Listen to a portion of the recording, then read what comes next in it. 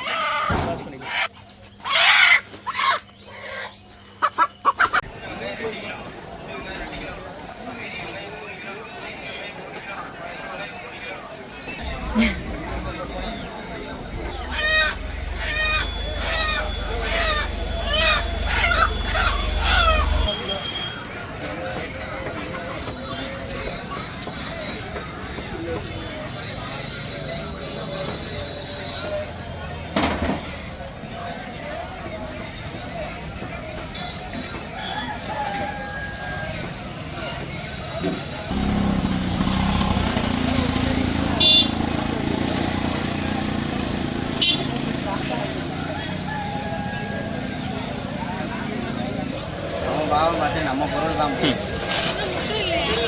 முட்டை இன்னைக்கு இல்லை அந்த வாரம்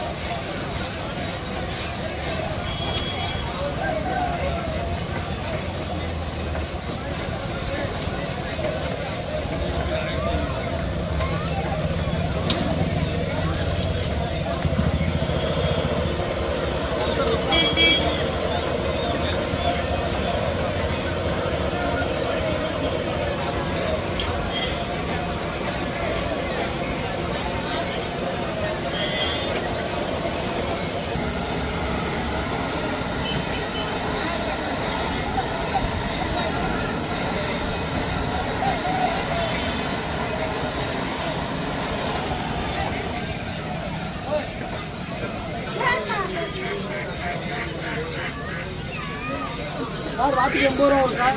ஒரு வாத்துக்கு 80 ரூபா வரும். க்ளீன் பண்ணுங்க. அதை சிம்பிளாக பண்ணுமா வெச்சா வெட்டிடலாம் தான்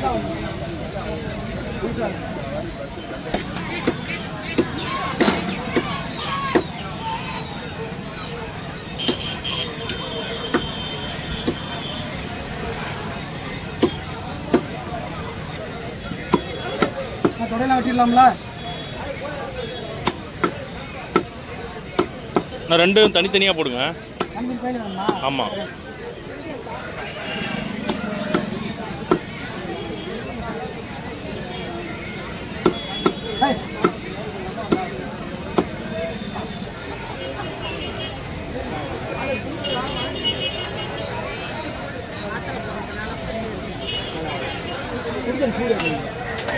அவ்வளோதான் உங்களுக்கு தான் வேறு கோயிலாக ஒன்றா.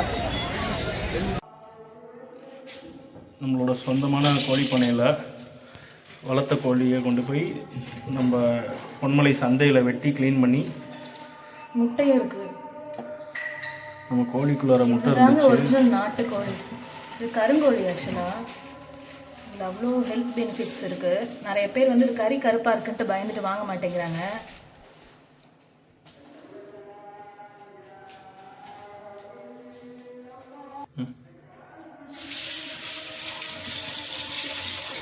கை நல்லா வாஷ் பண்ணிக்கலாம்.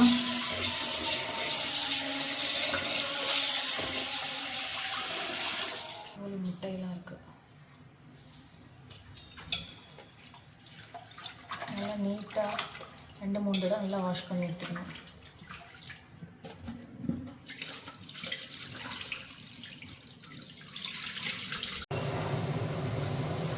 கறியை நல்லா 1க்கு 4-5 தடவை அலசி கழுவி க்ளீனாக எடுத்து வச்சுட்டாங்க.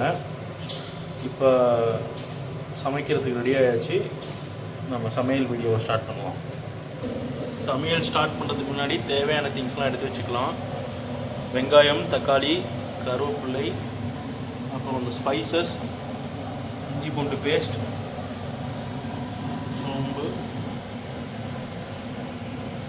கிராம்பு.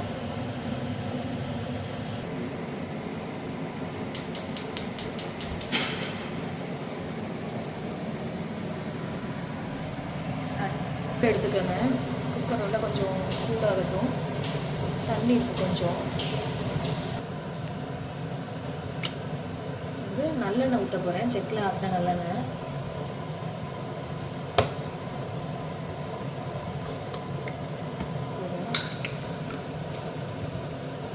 இதில் வந்து ஸ்பைசஸ்லாம் போட்டுக்கோங்க. பட்டை, கிராம்பு கொஞ்சம், சோம்பு கொஞ்சம் நிறைய போட்டுக்கலாம்.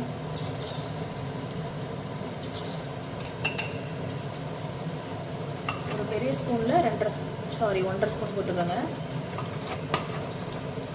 நான் ஒரு சின்ன ஸ்பூன் தான் எடுத்திருக்கேன்.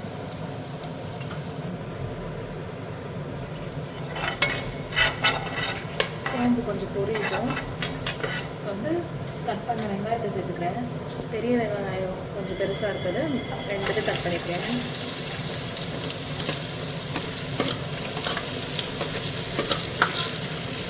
வெங்காயம் வந்து கொஞ்சம் கோல்டன் ப்ரௌன் ஆகணும்.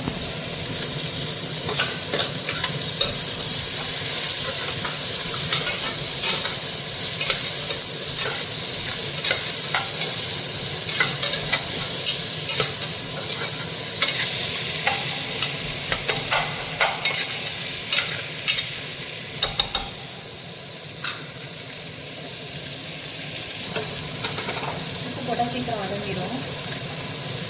ஒரு சின்ன ஸ்பூனில் ஒரு 3 ஸ்பூன் போடுறேன். பக்கத்தில் தான் அப்புறம் போட்டுக்கலாம்.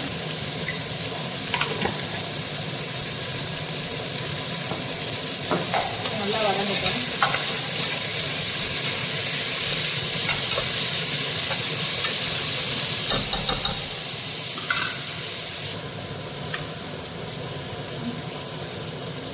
வெங்காயம் வதங்கிடுச்சு.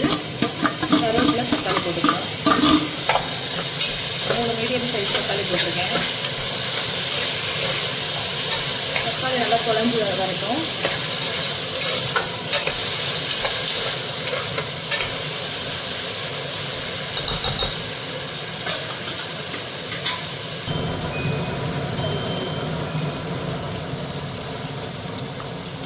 இஞ்சி பூண்டு பேஸ்ட் வந்து ஒரு 3 ஸ்பூன் போட்டுக்கலாம்.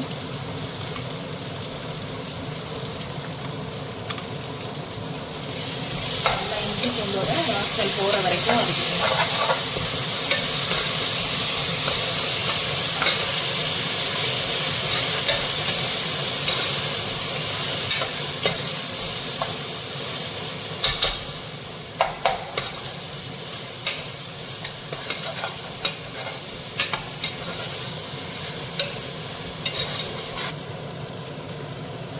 கருங்கோழி வந்து சேர்த்துக்கலாம்.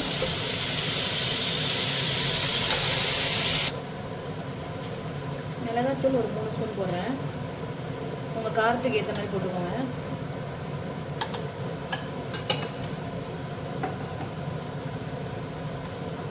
மல்லித்தூள் 1.5 ஸ்பூன் போடுறேன். கிரேவின்றதுனால மல்லித்தூள் கம்மியாக தான் போடணும். இது குழம்பா இருந்துச்சுன்னா மல்லித்தூள் நிறையா போடணும். நல்லா கிளறி விட்டுக்கோங்க.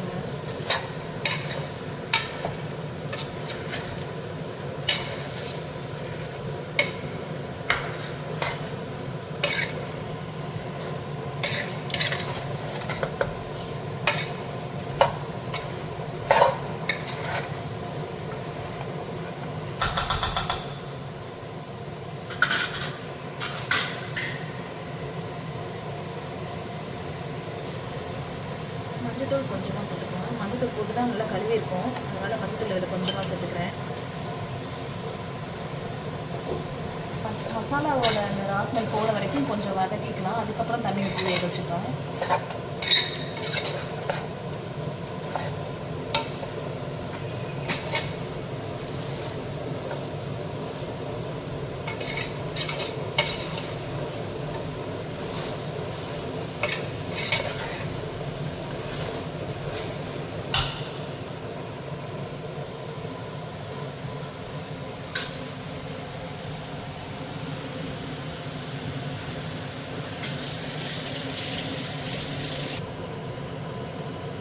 தண்ணி கொஞ்சம் சேர்த்துட்டு குக்கரை வந்து ஒரு 3 விசில் இல்லைன்னா ஒரு 5 விசில். வேகலைன்னா கூட திரும்பி வேக வச்சுக்கலாம். குழஞ்சிருச்சுன்னா ஒன்றும் பண்ண முடியாது. அதனால் இது நாட்டுக்கோழின்றனால கொஞ்சம் டைம் எடுக்கும். சிம்மில் வச்சு ஒரு 3 விசில் வச்சுக்கலாம்.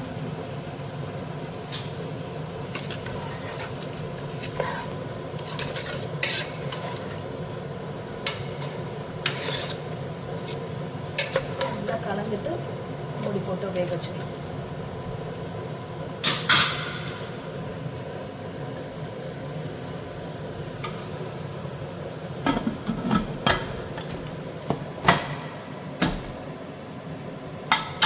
சிம்மில் வச்சு ஒரு 3 விசில் வரட்டும்.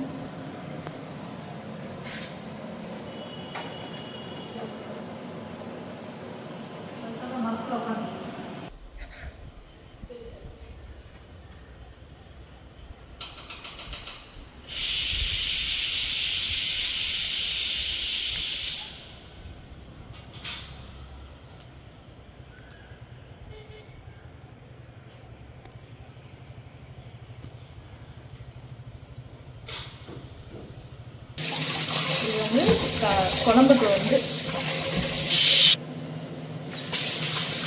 சைட் டிஷ் வந்து பீட்ரூட் பச்சடி செய்ய போகிறேன். அதுக்காக பீட்ரூட்டை நல்லா வாஷ் பண்ணிக்கோங்க.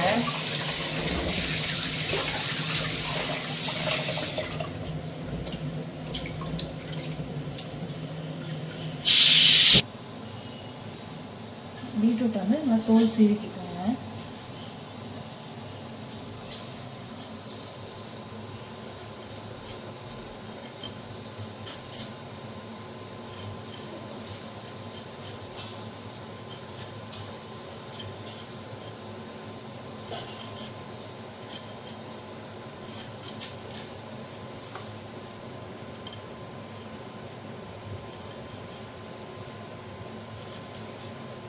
நல்லா ஆவியில் ஸ்டீம் பண்ணணும்.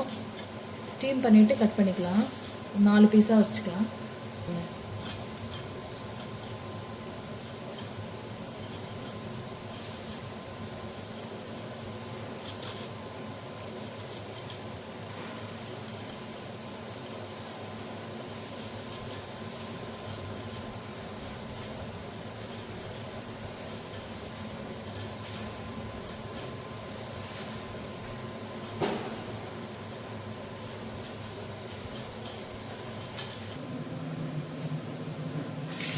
கட் பண்ணியாச்சு. நல்லா வாஷ் பண்ணிவிட்டு வேக வச்சு எடுத்துக்கலாம்.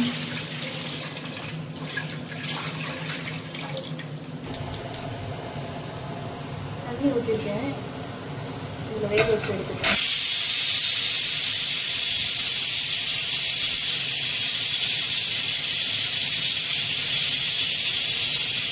இது மூடி போட்டு ஒரு 5 மினிட்ஸ் வெந்தால் போதும். ரொம்ப குழஞ்சி வேகக்கூடாது. கொஞ்சம் கடிச்சா மூடுறது.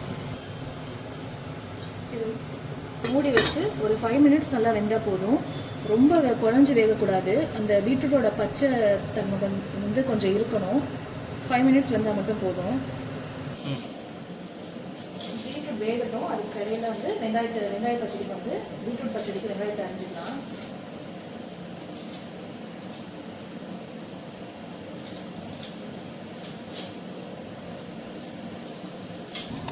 வெங்காயத்தை கட் பண்ணியாச்சு பீட்ரூட் பச்சடிக்கு.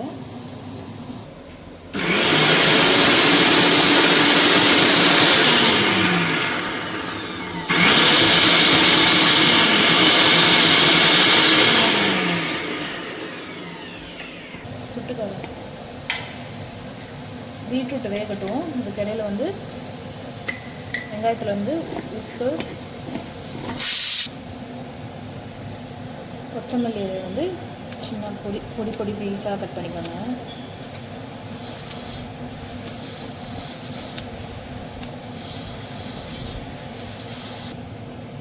தயிர் கொஞ்சம் ஊற்றிக்கோங்க. அவ்வளோதான். பீட்ரூட் வெந்தோடனே இதில் எடுத்து போடணும். ரொம்ப சிம்பிள் தான். நம்ம நார்மல் தயிர் பச்சடி செய்கிறோட வெங்காய பச்சடி, அதோட பீட்ரூட்டை வேக வச்சு இதில் சேர்த்துக்குவோம்.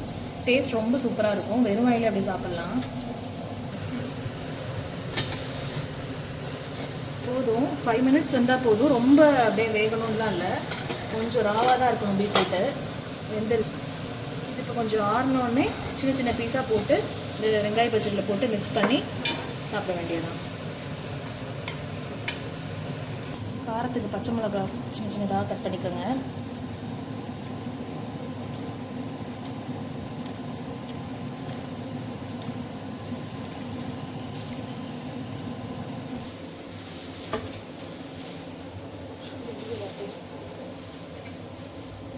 பீட்ரூட் எடுத்து சின்ன சின்ன பீஸாக கட் பண்ணிக்கலாங்க.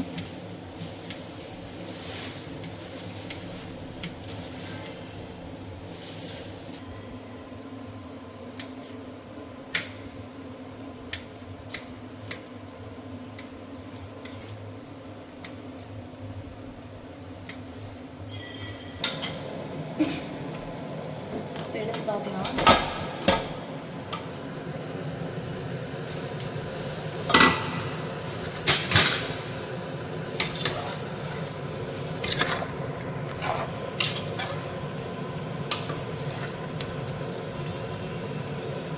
ஒரு பீஸ் எடுத்து வெந்துருச்சான்னு பாருங்க.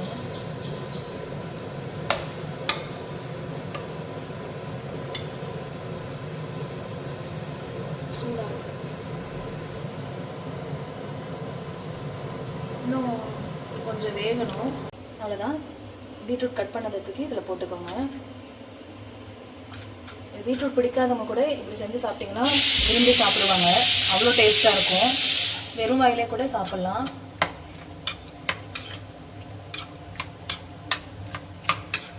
ரொம்ப டேஸ்ட்டாக இருக்கும் இது.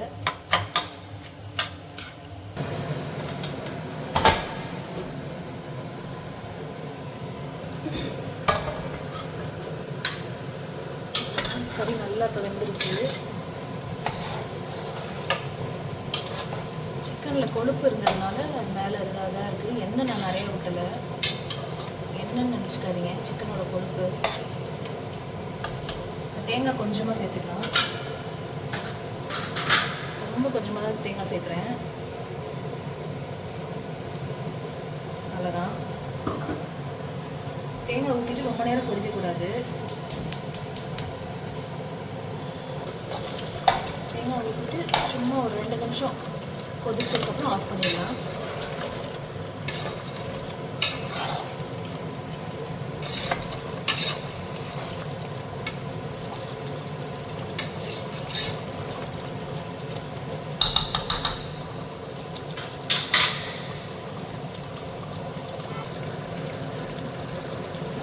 ஃபைனலாக கொத்தமல்லி தழை தூவி இறக்கிடலாம். இப்போ டேஸ்டான கருங்கோழி செமி கிரேவி ரெடி.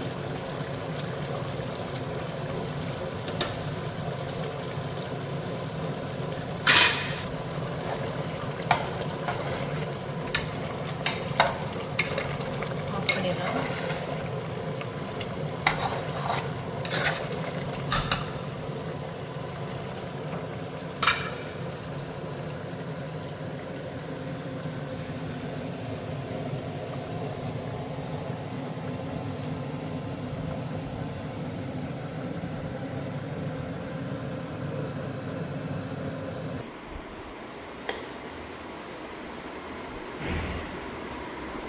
சாதம்,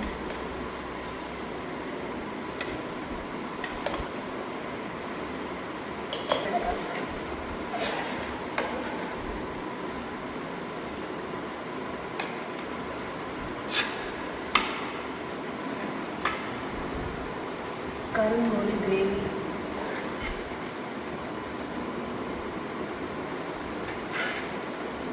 ரொம்ப டேஸ்ட்டாக இருக்கும்.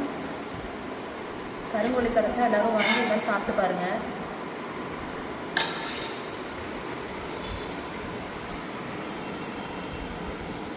கருங்கோழி கிரேவி, பீட்ரூட் பச்சடி, பச்சை வெங்காயம்.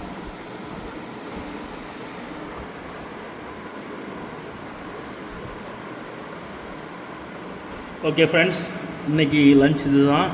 எல்லோரும் நீங்கள் உங்கள் வீட்டில் என்ன லன்ச்சுன்றதை கமெண்ட்டில் சொல்லுங்கள். இது மாதிரி சூப்பரான ஒரு ரெசிபியை நீங்களும் செஞ்சு பாருங்கள். இது மாதிரி நிறைய ரெசிபிஸ் வேணும்னா நம்ம சேனலை ஃபாலோ பண்ணுங்கள். தேங்க்யூ.